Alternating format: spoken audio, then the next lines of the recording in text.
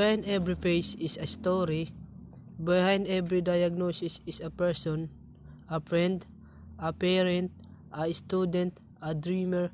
HIV doesn't change who they are, but how we treat them can. HIV doesn't discriminate and neither should we.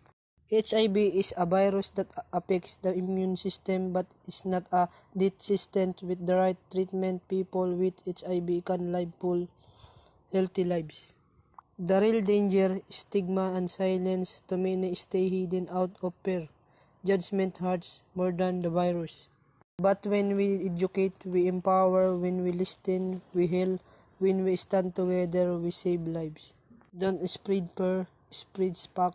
Don't turn away, stand up, get tested, support your friends, be part of the change.